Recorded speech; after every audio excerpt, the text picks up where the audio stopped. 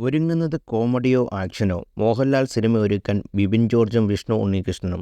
നേരത്തെ മോഹൻലാലിനെ നായകനാക്കി ബിബിൻ ജോർജും വിഷ്ണു ഉണ്ണികൃഷ്ണനും എഴുതുന്ന തിരക്കഥ ഷാവി സംവിധാനം ചെയ്യുമെന്നായിരുന്നു പുറത്തുവരുന്ന റിപ്പോർട്ടുകൾ.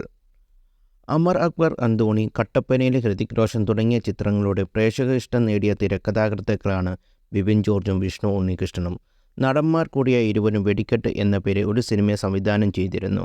ഇതിനിടെ ഇരുവരും ചേർന്നൊരുക്കുന്ന പുതിയ ചിത്രത്തിൽ മോഹൻലാൽ നായകനായിരിക്കുമെന്ന റിപ്പോർട്ടുകൾ പുറത്തുവരുന്നു. ഈ റിപ്പോർട്ടുകളുടെ സത്യാവസ്ഥ വെളിപ്പെടുത്തിയിരിക്കുകയാണ് ബിബിൻ ജോർജ്.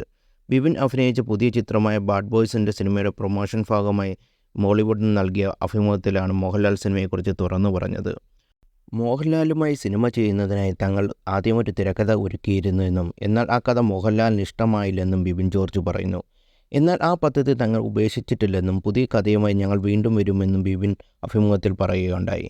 നേരത്തെ മോഹൻലാലിനെ നായകനാക്കി ബിബിൻ ജോർജും വിഷ്ണു ഉണ്ണികൃഷ്ണനും എഴുതുന്ന തിരക്കഥ ഷാഫി സംവിധാനം ചെയ്യുമെന്ന് പുറത്തുവരുന്ന റിപ്പോർട്ടുകളുണ്ടായിരുന്നു. എന്നാൽ ഈ വാർത്ത ഷാഫി നിഷേധിച്ചിരുന്നു. മോഹൻലാലിന് വേണ്ടി ഒരു കഥ മനസ്സിലുണ്ടെങ്കിലും അദ്ദേഹവുമായി ചർച്ചയൊന്നും നടത്തിയിട്ടില്ലെന്നും ഈ പ്രൊജക്റ്റ് നടക്കാൻ ആഗ്രഹിക്കാത്ത ആൾക്കാർ വാർത്തകൾ പ്രചരിപ്പിക്കുന്നു എന്ന് തോന്നുന്നു എന്നും ഷാഫി പറയുന്നു.